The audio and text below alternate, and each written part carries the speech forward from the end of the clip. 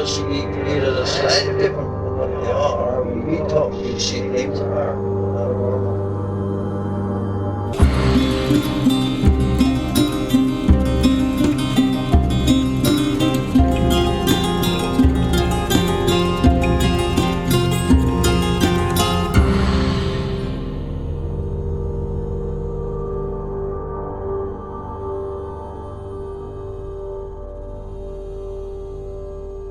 Welcome to Strange Familiars.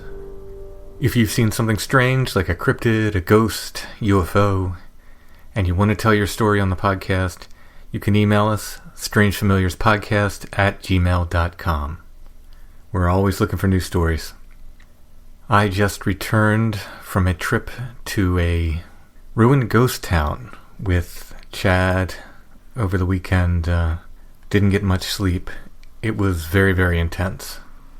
We're still processing everything that happened, and I'm still processing hours and hours of on-site audio, and we're still getting sort of ripples of synchronicity.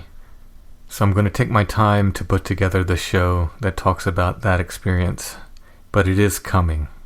It was a pretty scary experience, and we're definitely going back, so I think we have a new place to explore here. Unfortunately, it's about 2 hours away. It's not as close as Site 7, so we're not going to be able to get there as often, but we're definitely going back. On tonight's show, we're going to be talking with Sarah, who has some really kind of scary experiences with hauntings and a Ouija board and some other kind of dark entities. Before we talk with Sarah, I did want to mention we had some issues with our old podcast host. They promised unmetered bandwidth, and apparently we were using so much bandwidth that they said it went beyond their fair use. They tried to force us to go to another plan, but they still wouldn't guarantee we'd have truly unlimited bandwidth. A lot of the shows were getting cut off, and they were looping and repeating, or they were being abbreviated. People were saying that some shows were like 2 minutes long or 9 minutes long. So there was a lot of problems caused by our last podcast host. We've since moved, and our new host has been fantastic. Red Circle's awesome. They fixed all of those problems for me. I thought for sure I'd have to upload every episode individually again, and they just took care of it all and fixed it for me. However, some of the episodes came over from our other host in chopped up or abbreviated forms. I think we've corrected them all.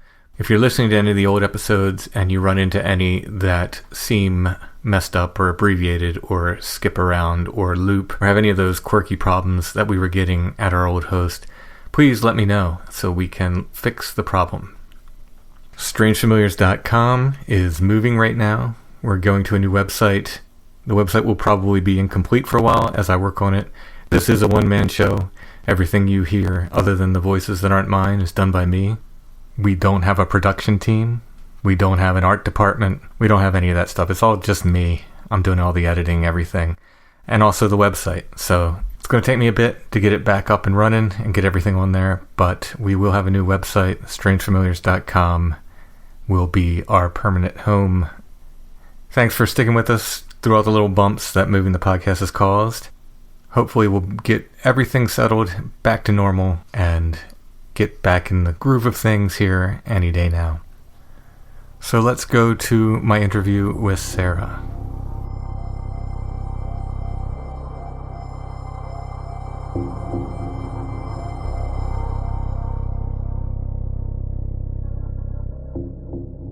We're talking with Sarah, who's going to tell us some stories about some Ouija boards and a possible haunting, and you got some other stories that go with it, don't you? Yeah, I've got another one that might be connected to it. So the one that's connected, does that happen before the other stuff? It kind of happens like right in the middle of it. Okay, so what's the way that it makes most sense to tell the story? Well, the haunting at my friend's house started, and then we actually took a trip to a haunted location, and it seems like it may have made things at the house a little bit worse. Oh, that's interesting. All right, so you want to start with your friend's house, and then we'll bounce around, I guess. Yeah, it was about 8 years ago. I was pretty much fresh out of high school, and my friend, his aunt had passed away in the house of a drug overdose. And his parents weren't living there. So it was just a bunch of teenagers kind of taking run of the house. Yeah, I knew a house like that. Yeah, it was interesting. We kept it going, though. We noticed that little weird things were happening. The burners in the kitchen on the stove would turn on when nobody was in there. We'd shut them off, go back a couple minutes later, and the burner would be back on. There was a time when somebody made a rude comment in the living room, and from across the room, the TV remote flew off the end table and actually hit him in the leg. Oh, wow. Yeah. And the room that my friend's aunt had died in was always cold. It was freezing in there. It was maybe about 40 degrees. And my friend, his name is Moose, that was his bedroom now. So, we'd hang out in there and it'd be super cold, go out the door. The rest of the house is like 70 degrees. So it was just little strange things like that. He and his sister, Cece, both believed that their Aunt Kimmy was the one haunting the house, and it wasn't anything harmful. And then Moose and I had gotten together on Halloween. It was a full moon, Halloween. We were hanging out at a park, just sitting in the car talking, and I kept getting a sort of uneasy feeling, and one of the little kids' toys, it was like a horse on a spring, and they rock back and forth, and I'd look out the windshield of the car, and this little horse would be rocking with nothing on it. The one next to it wasn't moving. It didn't make any sense. Like a playground horse. Yeah. So they have big springs. It's not like a little toy. I know what you're talking about. I'm just trying to explain it. Like, it's a big, heavy spring. It's nothing that a gentle breeze is going to blow.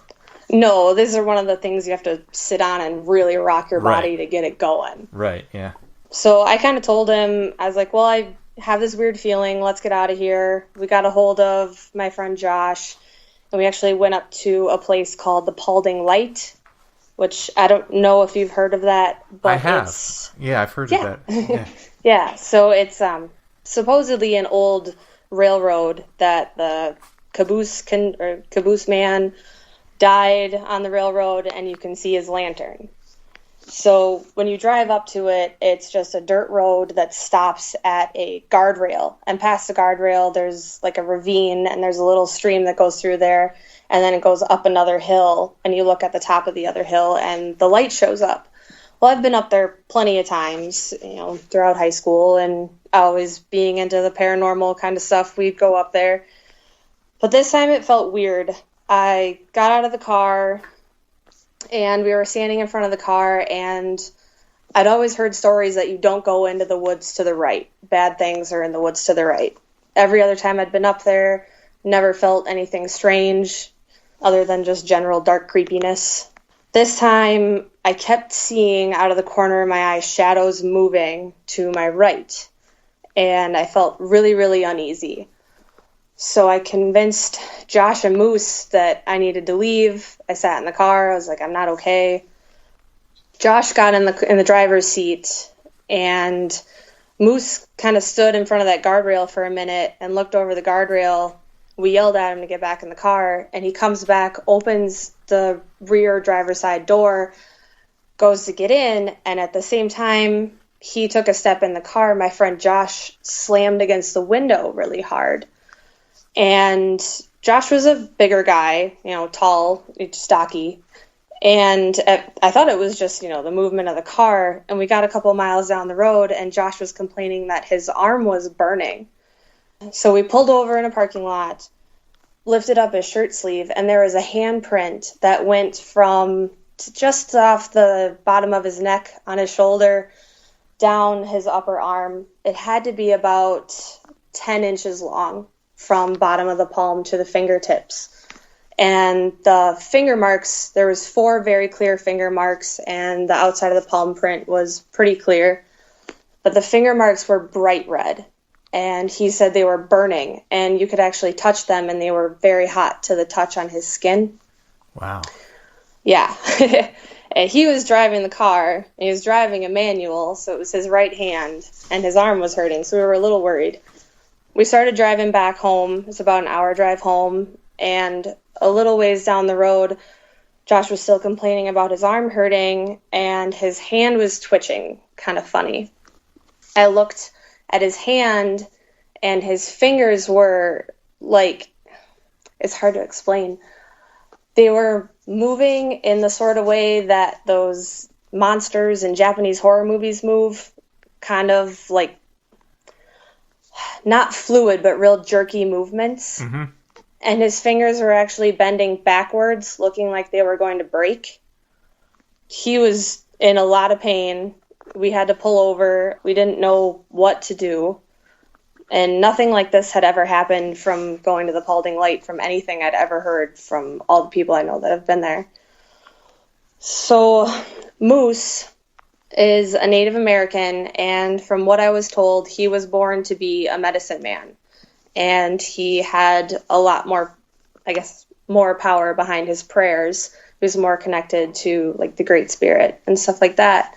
So Moose started to pray over Josh's hand in hopes to make it go away or tell whatever was causing this to stop.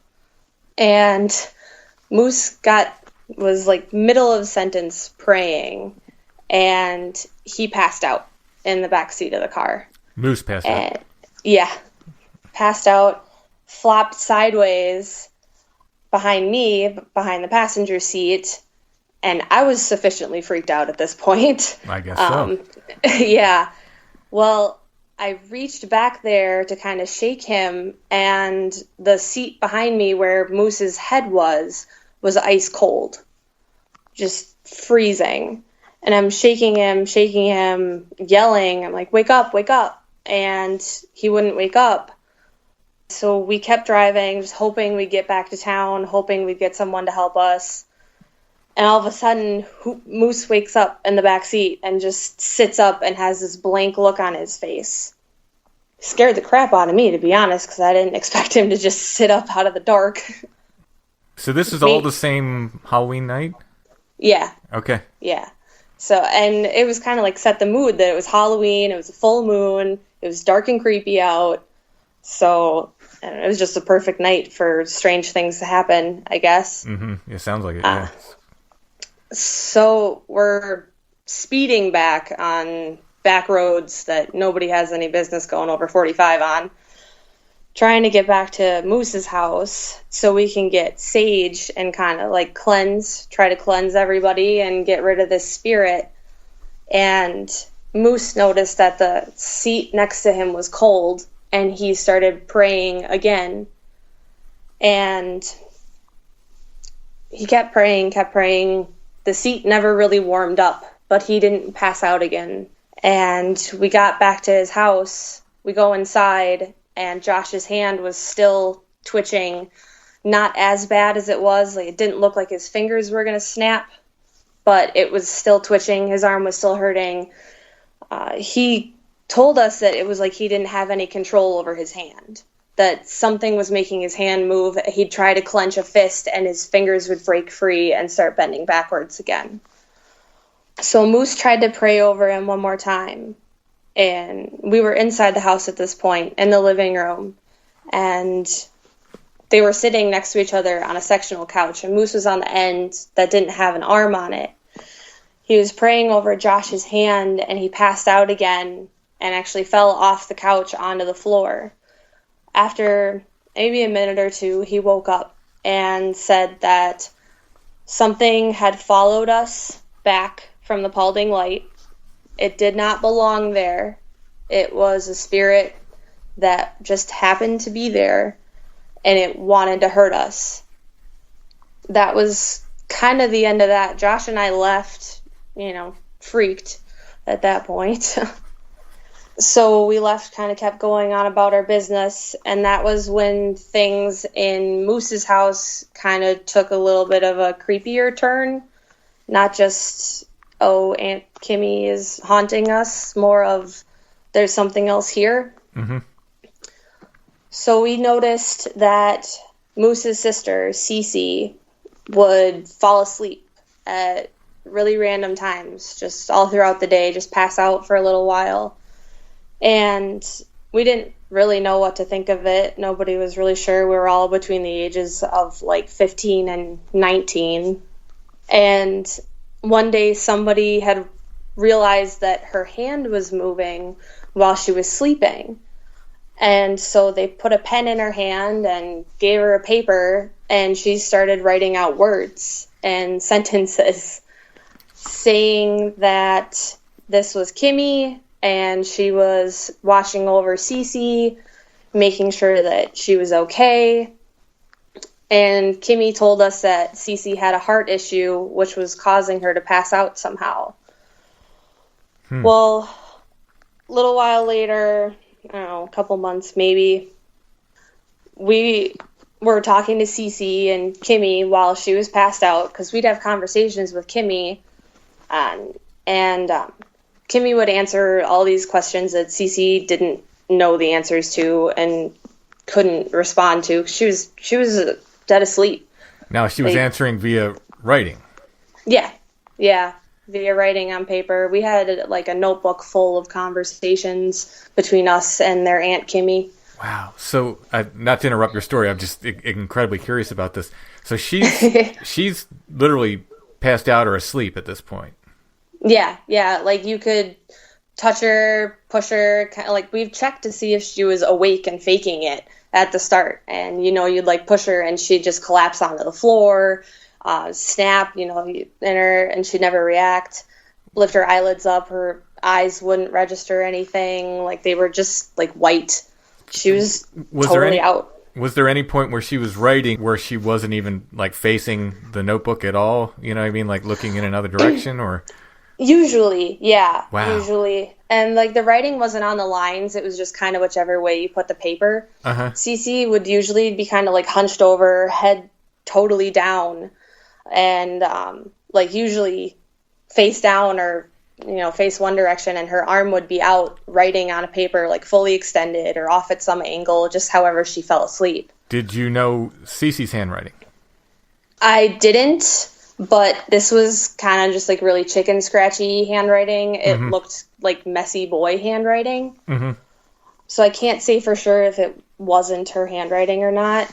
I was just curious. It's very, very interesting. Like this whole aspect. I mean, the whole story is interesting, but this particular aspect is very, very interesting to me. It was weird, but it was kind of cool in the part that like we got to talk to their aunt, who she'd constantly tell us like, tell Cece when she wakes up that I love her and I'm taking care of her. She'd like, tell Moose that I love him. She'd tell us things like dinner's almost done or who was at the door. There was a time I got there and I had called prior to showing up, and my name was actually on the top of the paper in big letters, and I guess they had asked her who was calling, and she answered, and whoever's phone was going off was in the other room. She answered my name at the top of the paper. So it was strange, but it was okay. Like, it wasn't creepy.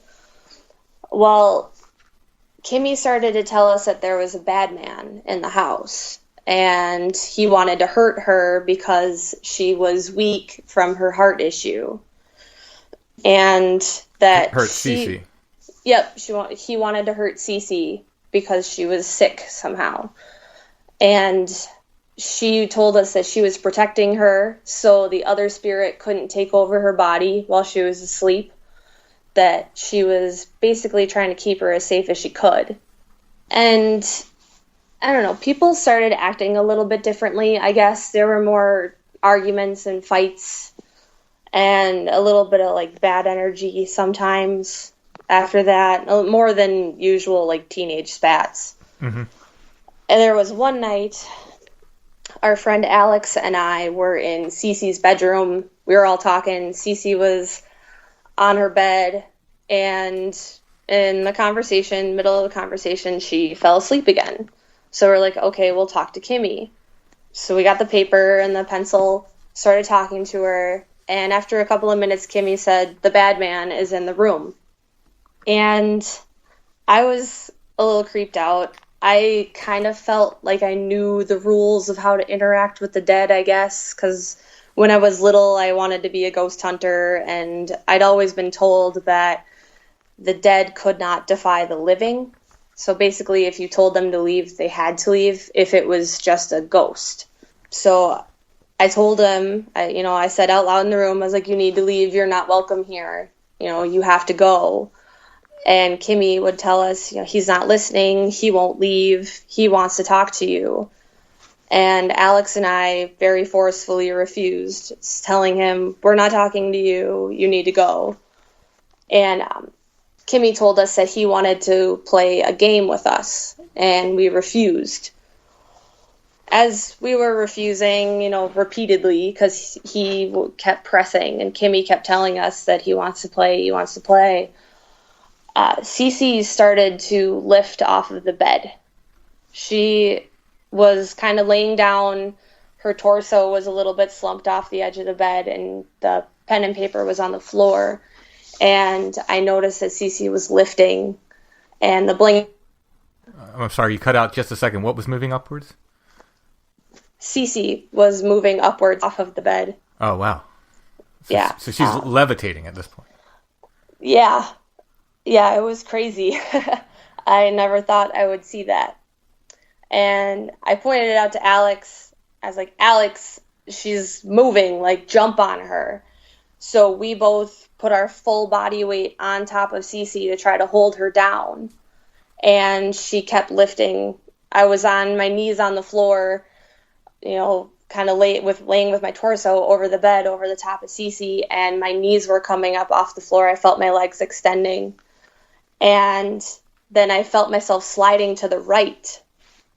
And I looked to my right, and the blankets were actually kind of balled up at the end of the bed. It looked like there was an invisible fist holding the blankets, and it was pulling the blankets off of her and pulling me and Alex off of her with the blankets. And Alex and I were screaming for it to stop and for it to go away, and it actually dropped all three of us at once. And we kind of bounced off the bed and took a second to collect ourselves, and I told Alex, I'm like, we have to get rid of this thing. We somehow have to get rid of this spirit. We can't let it near her. We can't let it near any of us, but don't talk to it.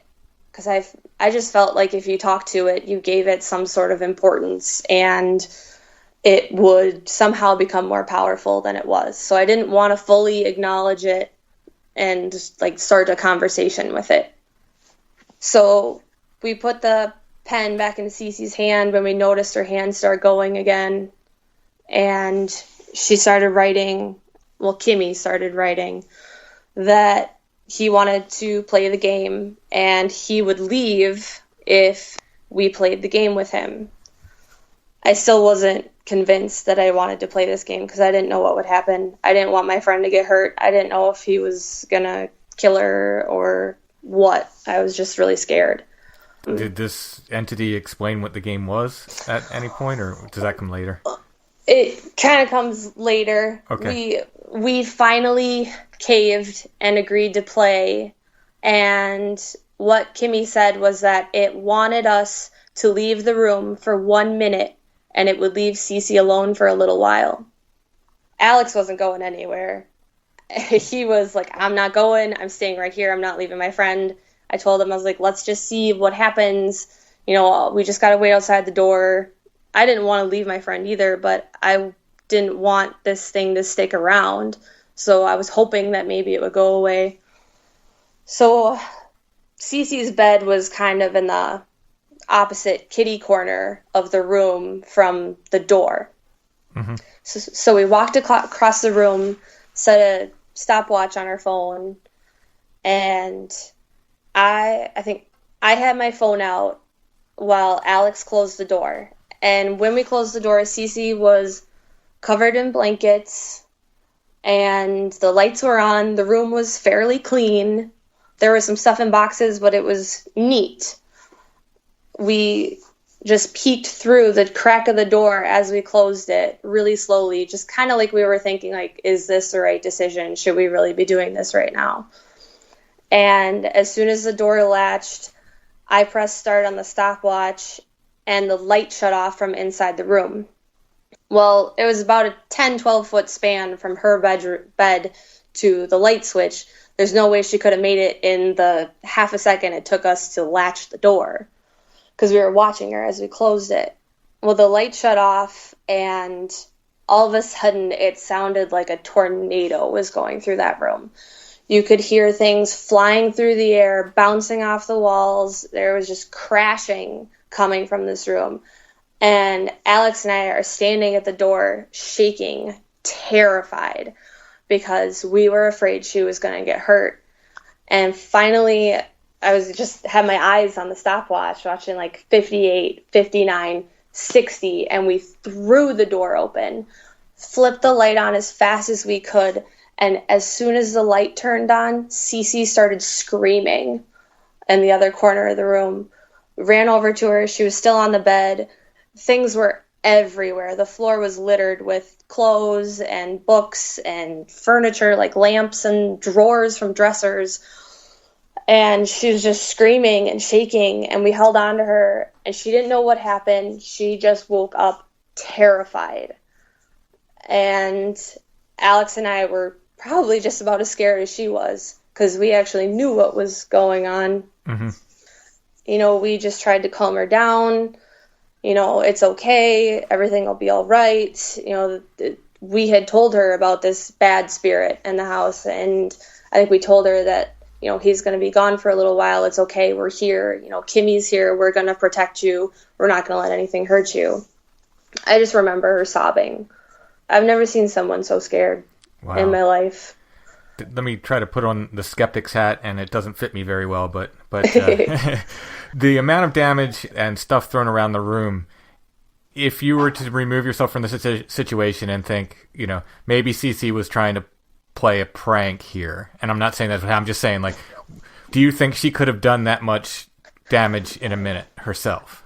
I don't think she could have done that much damage without us hearing her run around the room. Like, move around and stuff. Yeah. And she seemed to be in this same... She was back in bed, in other words. We're still in bed. Yeah. And she was still covered in blankets. Mm-hmm. You know, just how we left her. She was just sitting up. Was the only difference. So she would have had to jump out of bed, turn off the light, run around the room, do all this stuff, and then jump back in bed, get into the same position. And yeah, that's a lot for a minute.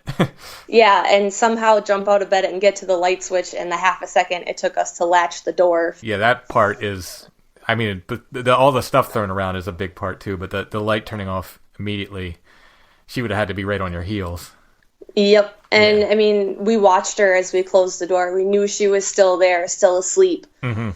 And like before we had left, Kimmy had told us, she's like, I'll keep her safe. I'll do my best. You know, I'll stay with her. Mm-hmm. So I don't know what exactly the bad man wanted. I don't know like what his end game was with making us leave the room, or why he decided that that's what we had to do. But things quieted down a little bit for a while. Cece would still fall asleep, still write messages to us from Kimmy. Moose didn't really want a whole lot to do with it. He kind of checked himself out of it. He was a little strange about this whole medicine man thing, of him being born to be a medicine man, I guess. So he stayed away from a lot of any of the activity. He just kind of kept to himself in his room, which was really out of character for him, because he was usually a social butterfly. And when we tried to talk to him about what was going on, he didn't want anything to do with it. He was like, nope, just leave me out of it. Just handle it, I guess. Mm-hmm.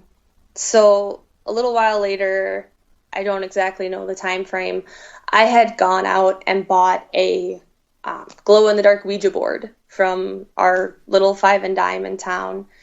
And I was like, hey, it's so cool, I got a Ouija board. I didn't intend on using it. I had used one with my mom before, and it didn't really sit very well with me. And I've heard so many horror stories of opening doorways to things that you don't know what they are. Mm-hmm. So I was telling them, like, yeah, I got one, you know, I'm just gonna keep it, I guess. And someone was like, hey, bring it over, you know, we can use it here and see if it works. And they talked me into it, and I brought it over one day, and it was kind of like late evening. It was dark out when we did it. We charged it up under the light and everything, and I was sitting with a couple of my friends on the couch. So I'm on the couch with Cece and our friend Russell and our friend Danae. And Alex was there too, but he wasn't using the board. And I don't think Cece even had her hands on the board. I think it was just me and Russell and Danae. We were using it and, kind of just put our hands on it. If there's anybody here, can you please tell us who you are? And it very quickly spelled out Kimmy. And so we were like, why are you here? And she started to spell out family. It was like F-A-M-I. And then like the middle of the word, it went very quickly to goodbye. Just shut down. We tried to get her to talk again and nothing. So it was a pretty short little Ouija board session. And Alex got up to go across the living room and turned on a lamp that was by the stairs. It was like a split level house. And down the little stairways, all the bedrooms and the other bathroom was down there. He turned on the light, and Cece was to my left, and she screamed Kimmy and took off running down those little stairs and back towards the bedrooms. We didn't know what the heck was going on. Russell took his hands off the board. I took my hands off the board, and Danae was the last one touching the Ouija board. As soon as I lifted my fingers off, Danae kind of flopped over and started to shake.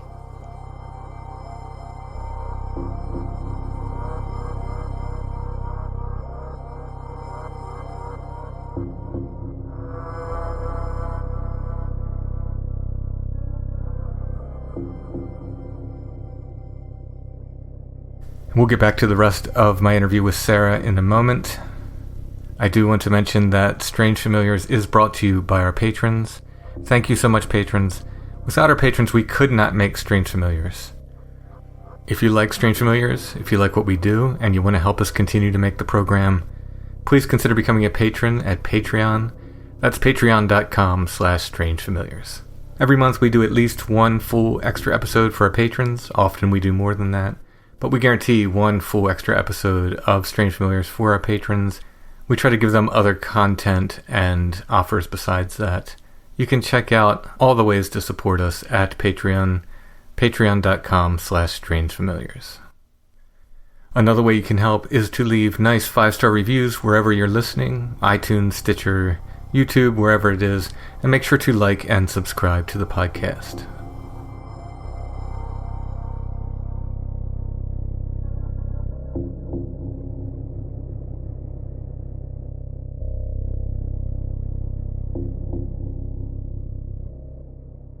We thought maybe she's playing a prank on us, shake her, hey, Danae, what's wrong? Thought she was just trying to scare us. Well, she wasn't responding, and she started to shake pretty violently, and we started to notice there was gurgling coming from her mouth, like she was kind of like choking. And then it kind of just, the shaking got worse and worse, and it turned into what looked like a full-on seizure. So Alex had gone somewhere. We didn't know where at the time. Russell and I were trying to help Danae, and she actually, spit started coming out of her mouth as she was shaking. And so we laid her on the floor, put her on her side in case she was having a seizure. We didn't want her to choke or anything. Russell and I think I called 911. And Russell actually got out a traditional pipe that he has. He's also Native American. Actually, all of them are Native American. And he started trying to, well, I don't really know what he was trying to do, but he was smoking a traditional pipe and praying. And he was burning sage at the same time. We were waiting for the ambulance to get there. And I just remember sitting on the living room floor with this 15-year-old girl having a seizure, hoping to God that she didn't die in front of me. The EMTs got there. It took 45 minutes for them to go about 11 miles and get there. And I remember the EMTs, they're banging on the door. We let them in. They run up to her. They immediately start, like, cutting her shirt off, you know, checking her vitals. One of them was screaming at me, like, was she smoking? Was she drinking? What drugs did she take? And I just told them, like, she didn't do anything. She wasn't drinking. She wasn't on any drugs. The only thing she smokes is cigarettes. Like, there's no reason for her to be having a seizure. They gave her some sort of shot. I think it's a shot that they give people having seizures, people with epilepsy. And they took her and they allowed one person in the ambulance, and Cece went with, because they were best friends. Cece and Danae were best friends. Mm-hmm. And I was to go and get them after the doctors were done. So the ambulance left. Danae had stopped seizing, but she was still really out of it. Like, she wasn't conscious. She wasn't talking. Her eyes weren't open. I think they were maybe only there for a matter of like 10, 15 minutes. And it was just a whirlwind. So while we were waiting, Russell, you know, kept trying to sage the house and cleanse the house. Alex came out of the bathroom that was off the kitchen. On the upper level, it was the living room, the kitchen, and the half bathroom. Alex came out and he was pale. Like, he looked like a white sheet. And I asked him, I was like, what was going on? Where did you go? Like, Danae had a seizure. What happened to you? And he said that he was in the bathroom and he was looking in the mirror, and his reflection that looked like him was talking to him and telling him to hurt himself, telling him to go to the kitchen stove, turn on the burners, and burn his arms. It told him to kill himself. It told him to kill us. So Alex just stood in there, I guess, and told this thing no, this thing that looked like him, and came out terrified. He seemed pretty normal other than just shaken up like the rest of us were. And I finally got the call to go get the girls from the hospital. And I got there and doctors did all sorts of tests. Nothing came back abnormal. There was no reason for her to have had a seizure. The doctors couldn't figure out what happened. I think they even did a scan of her brain, and it was totally normal. They couldn't explain why she seized and basically almost died. So I took the girls back to the house and dropped them off, and I was like, I'm going home. This is too much. You know, go get some sleep, just rest. The next day, I got a phone call from Russell saying, you need to come out here. You left your Ouija board. You need to get this thing out of the house. And I was like, what's going on? What's happening? And Russell said, there's something in the house that's trying to hurt us. You need to come get this thing out of here. So I kept trying to get more information out of him and see what was really going on, because it was just super vague. It didn't make any sense. And the phone kept cutting out. And from what I know, I guess, my little knowledge of, you know, entities and stuff like that, is they can affect electronics. Mm-hmm. So we'd be talking and the phone would cut out, and both of us had perfectly good signal. Like, we weren't in somewhere super rural. So I'd call back, and sometimes he'd answer, and the call would go through for just a couple of seconds and then cut out. Sometimes I'd call back, and it sounded like, almost like his phone was in his pocket, and I could hear voices whispering, but like, if he was in a row of people talking, you would have heard them a little more clearly. These were just kind of like whispers on the other end of the phone. I'd be like, hello, are you there? Are you there? And it almost sounded like a chuckle, like something was laughing, and then it hung up on me. I called back a couple of times. I kept getting the whispers. And finally, I got the whispers, and I was like, you need to stop this. You need to let me talk to my friend. You don't have any power here. let me speak to my friend. And the phone hung up again. So I called back one more time, and Russell answered, and I was like, hey, I've been calling you over and over and over. And he's like, my phone didn't ring. My phone was in my hand. It didn't ring a single time. So I don't know what was answering those phone calls, but it wasn't him. Wow. So could you hear like him in the background and the whispering, or you just heard the whispering? I could hear him in the background talking to people, and then like whispering like right in the phone. Okay, so the whispers were close to the phone, and yeah, like I could hear people, like voices that I recognized from far away, basically on the phone, and the whispers were, up front and center, basically, like they had the phone to their mouth. And talking to him, I heard this really weird voice. It sounded like an old man, like a really deep, kind of gravelly voice. And I was like, what the heck? Who is there? I've never heard that voice before. And Russell told me that the voice was coming from Danae, and that the voice was telling them that the father and son were in the house and that they weren't leaving. Nobody knew who the father and son were at all. It was creepy. So I have a friend that I've known for a long time that has practiced shamanism most of his life. I had kind of talked to him about like magic and stuff like that and how to deal with entities in the past, because I've always been interested in it. And I called him and I was like, hey, so we used a Ouija board. Now some crazy crap's going down. What do we do? He managed to get into I've got a conference call going between Russell, myself, and my friend Emilio, who was the one that had practiced shamanism. And he told Russell how to close a portal. And it was to break the Ouija board into 4 pieces and burn a candle over the board to seal the portal shut. Russell set out to do that. I hopped in my car and flew out there as fast as I could. When I got there, the Ouija board was gone. I didn't know where it was. And Danae looked like she'd been put through the ringer. She just looked kind of like she had the flu. It was weird. And everybody was obviously very shaken up. And there was a red candle on the table, but there was black candle wax dripped down the side of it and on the table. I asked what had happened. Where's the Ouija board? What did you do? Is everything okay?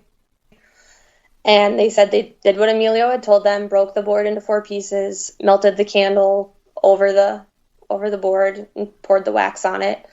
When the wax hit the board, it turned black. And there was actually black drips of candle wax down the side of this red candle. So I guess after that, they told me they drove down the street and they threw it in the lake. They didn't want it in the house, even if the portal was closed. So, there wasn't really much else I could do. Everything had really calmed down. There wasn't anything else going on. So, I don't know. I think we just talked about what happened. They filled me in and just kind of went on with our day like it didn't happen, really.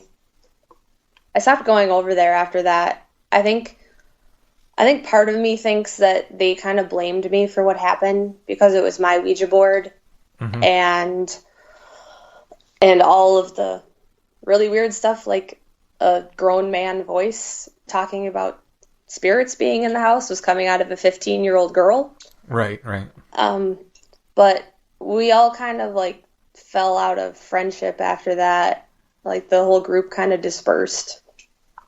And I don't know if there was anything else that ever happened in the house. I don't know whatever became of really any of them. I never really saw them after that. So that can be the unfortunate side effect sometimes of stuff like this, when it really shakes people up. And, sometimes it draws people together because of the shared experience, and sometimes it just shatters friendships because, it's something pretty dramatic and freaky and powerful that you go through. Yeah. You mind if I ask some questions? No, it's totally fine. There's probably stuff I need my memory jogged on.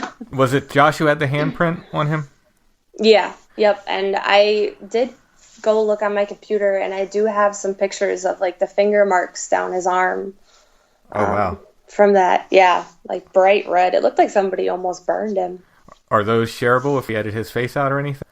Yeah, his face actually isn't even in the picture. They're really crappy cell phone pictures, but I can send them to you. Did Josh have any lasting effect from that handprint, or, how long did it stay there? Do you have numbness or anything in his arm afterwards, or? Actually, it all pretty much stopped after Moose prayed over him at the house. Josh's hand went totally back to normal. And I guess we never really thought to look to see how long the handprint lasted on his shoulder. Mm-hmm. But he said after that, his arm was fine. There was nothing weird. When you went out to see the Paulding Light, did you ever see the light, either at that visit or any of the other visits you made?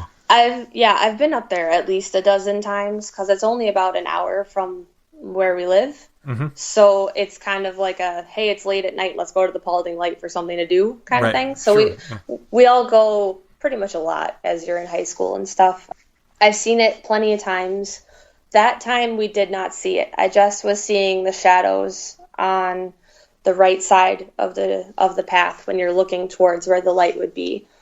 But there were times that I actually saw it. It came kind of down to the ravine, and there was one time it actually showed up behind us. And it was like on my friend's, like just off the corner of my friend's tailgate of his truck. I looked in the mirror, the side mirror, and saw it behind us, and I was like, maybe we should leave. So when it appears, I've seen some pictures of it online and stuff, but I don't know if you've seen the same ones. Is there any color to it? I've seen white and I've seen green while I was up there. And roughly about, the size. I'm when it's far away, I'm sure it's hard to tell, but maybe when the one was closer. It kind of, let me think, maybe only a couple of feet across while it's closer, because it's just like this little pinpoint of a light, almost like a stoplight from far away. Mm-hmm. When it's on the far side, like the far hill. Mm-hmm. And as it get closer, it couldn't have been more than 5 feet. But when it was on my friend's tailgate, it was maybe only like 2 feet. Like, it wasn't huge. It was just kind of chilling right off the end of his rear bumper at the back of the truck. Wow. And does it kind of float along, or is it usually still? It kind of floats, like, as it comes forward, it does a little bit of like a left to right jaunt. Not like a crazy sway or anything. Mm-hmm. Almost like if you were walking and holding a lantern and it wiggles just a little bit. So you can see it move a little. And I've heard that, people have tried to debunk this with cars going down the road alongside it, but there's no headlights that are visible through those trees. The trees are too thick. Yeah, that's the standard debunking of any mystery light, that you're seeing cars from a long way away, and sometimes it's true, but a lot of times it just can't explain it. And it certainly can't explain it when it shows up behind you. Yeah. And it was weird because that time we were up there and we couldn't find it in front of us. And I just happened to look in the mirror because I saw a light kind of show up in the side mirror, and there it was. Wow. And there was another time I had actually gone up with my boyfriend and my little sister, and we went on the other side of the ravine, and we kind of came out on this, I think it's a logging road. I don't think you're even supposed to be on there. And we walked around like where the light should be, and we didn't see it at all. Like, you apparently can't see it if you get too close to it. They just got to come to you. I have heard that. There's a fellow named Jeff Ritzman who's on Where Did the Road Go a lot, and he was telling me, I was talking to him about the lights I saw at that place we call Site 7, and how we were talking about positioning someone out where we saw them. And he had said he had done that. He had an area where they were seeing strange lights, and they had done that, and they could actually see them. Some people stayed at a distance, and there were people out by the lights who couldn't see them. They're on walkie-talkies saying, like, no, they're right above you. They're right, and the people who were out beside them could not see them at all. But the people who were in the, the usual position or whatever, however you would put it, they could still see them. Yeah, I've heard that of the Paulding Light, too. I've had friends kind of do the same experiment of like, send somebody down across the ravine and somebody stay behind the guardrail and they see the light, but the people across the ravine don't, and it's like right above them. Yeah, that's amazing. That is amazing. So the only thing that like was also kind of weird was when we were up there, when I was up there with Josh and Moose, when Moose was waiting to get in the car, he walked on the other side of the guardrail and kind of took a couple steps toward the downhill slope to the stream. And he stood there for a minute. And, Josh finally yelled at him. He's like, get in the car. And he turned around and came back. And I later was talking to him about it. And he said that while he was standing there, he was looking down at the stream and there was a silver doe standing in the stream.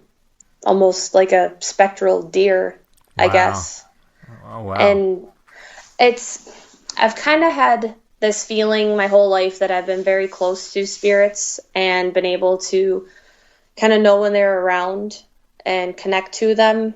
I've had people tell me that I'm a conduit for spiritual activity, but I've never been hurt by it. But I've seen other people hurt by it. I've seen a total of 3 people. Another one outside of the stories I just told you that have gotten hurt by spirits while I was around.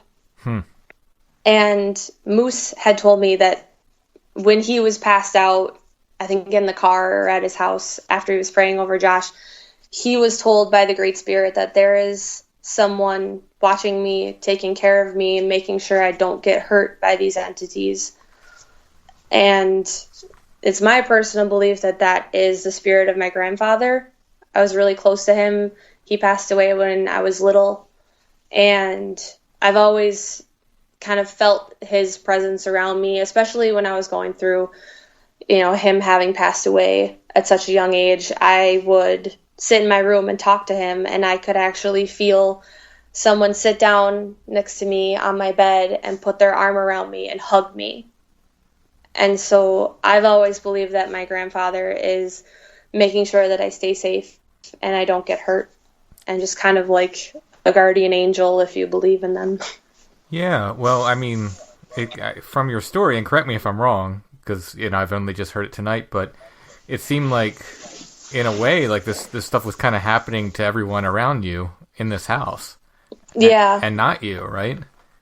Yeah, is that that's a correct exactly assessment? it. Okay, yeah. Yeah. And it's funny because I'm the biggest believer and, one that argues for the existence of the supernatural and the existence of ghosts and spirits and stuff like that. And I do believe in demons. I don't know if I believe in angels. I know I've seen demons. I have not seen angels. So I firmly believe it. And, I tell people about it and they're like, oh, whatever, you're crazy. Ghosts aren't real. I'm like, well, if you've seen what I've seen, you'd believe too, because there's no way that just was naturally occurring. Yeah, there's some very, very heavy stuff. You wonder what the combination is. Like, if you talk about, like we often talk about on this show and Where Did the Road Go, about liminal states, these kind of in-between areas. A whole house occupied by teenagers, essentially, where someone's aunt just died. I mean, I cannot think of a much more liminal space than that. That is a crazy changing place, Yeah, that's that's just full of liminality. Do you know if Cece ever developed a heart issue? I know you said you kind of lost touch with them. We did find out kind of like towards the end, before things got really weird. She had to go to the doctor for something, and she did have a heart issue. I don't remember what it was, but they were concerned, like her heart was weaker than it was supposed to be. So that was a correct prediction on the case of the ant. Yeah. Yeah. Wow. Yeah. Or I should say the spirit of the ant. Yeah, I guess. Kimmy was there for sure. And I never felt like she was a bad spirit. Like, I've gone into places that have been haunted and, you can feel like a good energy or a bad energy. And usually if there's a bad energy, I leave. I don't want to be there. I don't want to risk it. I know there's too many variables that can happen that are out of my physical control. Mm-hmm. But Kimmy, she always felt like a kind of like a warm, sort of loving entity being there. And so after the Halloween and the Paulding Light, when that sort of shifted in the house and the feeling in the house got kind of like tense and like stressed out, and that was when Kimmy started telling us about the bad man being in the house, it made sense that the feeling of the house had shifted from, caring and loving to stressful and almost volatile. Mm-hmm. The whole thing is really creepy, especially the incident where Cece had passed out in her room. That whole sequence there is so intense. The two of you laying on her body when she was, being lifted up or levitated or however you want to put it, it was basically lifting all three of you up. Yeah, all three of us were being lifted off of the floor. Well, wow. Alex and I were on the floor and Cece was on the bed. I'd say she probably came off the bed about 8 to 10 inches. So, again, putting on the skeptic's hat that does not fit. If she was pushing herself up in some way, she would have had to have enough strength to push you and Alex up at the same time. Yeah, and she would have had to have her hands on something to brace herself, mm-hmm. which when she was asleep, her torso was kind of off the edge of the bed, and her hand, she was actually writing on the floor. So she was like, imagine she was laying on her back, but she was kind of hunched off the side of the bed. So she wasn't pushing off of the floor, because we would have seen that while she was writing. Right. And her legs were straight out.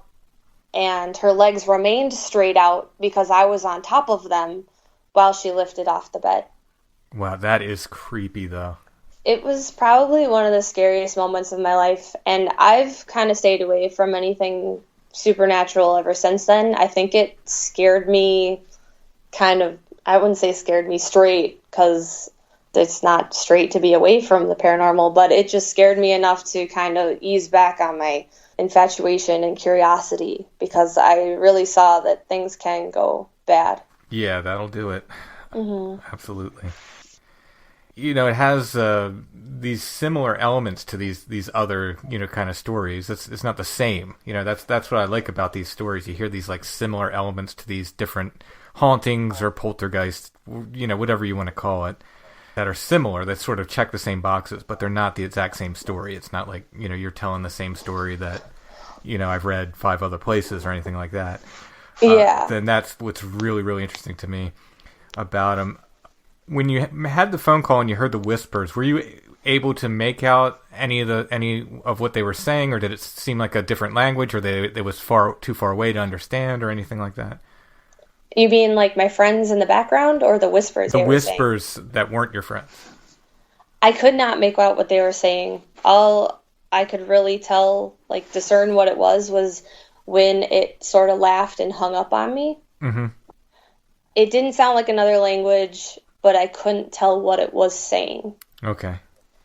Almost like it was just too quiet, and I could just barely make out the whisper in the microphone, like that was coming through the earpiece. Uh-huh. Did your friends in the background seem like they were having like a normal conversation, or whatever conversation they would have been having normally? No, they sounded terrified. Oh, really? Yeah, and there was another friend there that had not been there for any of the other experiences, and he didn't know what was going on. And I can remember I heard him in the background, like, what's going on? What's wrong with Danae?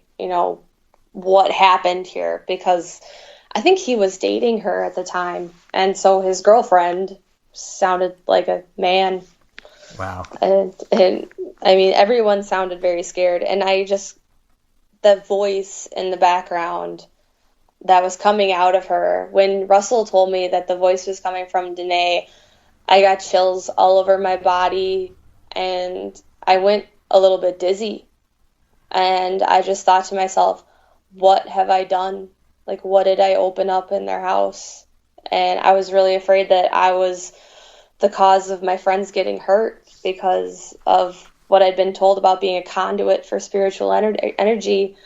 I was like, I don't want anybody to get hurt because I let something in not knowing. Right, yeah. And we talked a little bit about this in the email about the Ouija board itself. I'm not one of these people who thinks, if you bring a Ouija board into your house, you're just opening the gates of hell.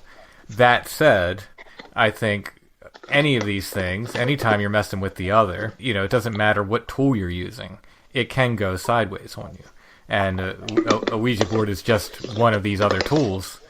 It can go sideways. It certainly can go sideways. And I think it goes sideways often enough where people say, oh, it must have been the Ouija board, where it could have been any other form of contact too. It could have been automatic writing. It could have been a pendulum. It could have been anything else that goes sideways, because the stuff often goes sideways. But, yeah, I mean, I've got 2 Ouija boards in my house that date back to, I think, the 40s. Mm-hmm. And I've had them for the last 4 or 5 years. I haven't had a single strange thing happen to me. So yeah, I don't believe that just their existence causes weird stuff to happen. I think that they are able to be used by both the living and the whatever you want to call them, mm-hmm. spirits. And I think that, just because you think you're talking to someone and you think you know who you're talking to, you can't trust it, because spirits can lie just as easily as people can. Yep. Absolutely. Yeah, it's just much easier, because all you're doing is watching letters spell out words on a board. You don't see what's behind that movement. You don't know their intention. Yeah, and sometimes we've talked about this. I think I talked about this with Ren, who often appears on Where Did the Road Go? And we were talking about it, and we were saying, like, sometimes they might not even be intentionally lying. They might be giving the best information they know, which still turns out not to be true. Just because they're spirits or whatever you want to call them doesn't mean they're omnipotent.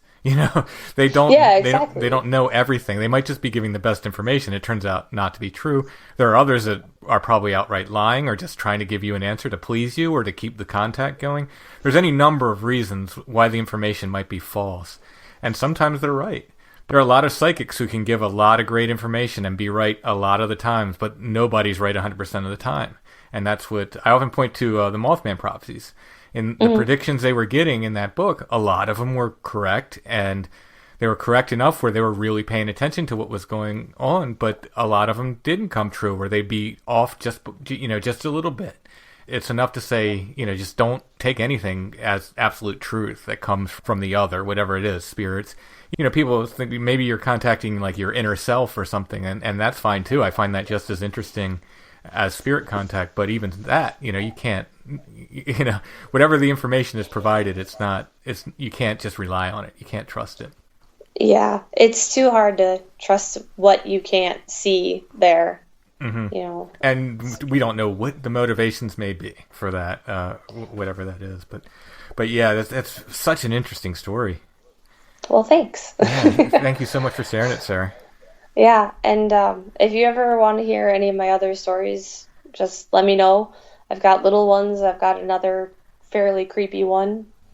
I guess it took me until seeing someone levitate that I decided to stay away. But I mean, I always grew up with hearing about spirits. My dad lived in a haunted house. My mom took me cemetery hopping and, went to one of the local haunted houses up here. And, it's been a part of my life and my parents' life forever. Yeah, so, I'd love to hear them. Sarah, once again, thank you for sharing your stories. Yeah, thanks for having me on and believing my crazy stories.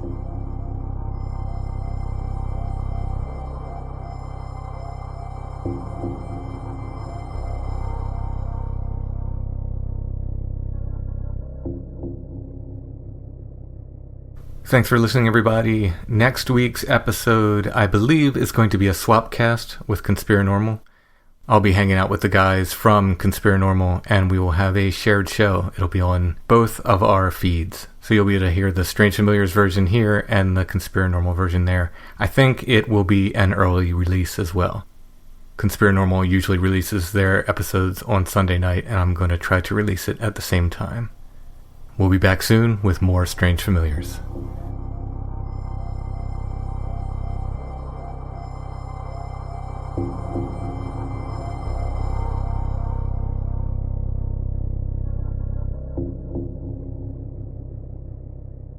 Strange Familiars is a production of Dark Holler Arts, music, books, art, podcasts, and more, darkhollerarts.com. Intro and background music is by Stone Breath. Go to stonebreath.bandcamp.com for more. And you can find us on Facebook, facebook.com/strangefamiliars, where you can also join the Strange Familiars Gathering group, and we are on Instagram @strangefamiliars.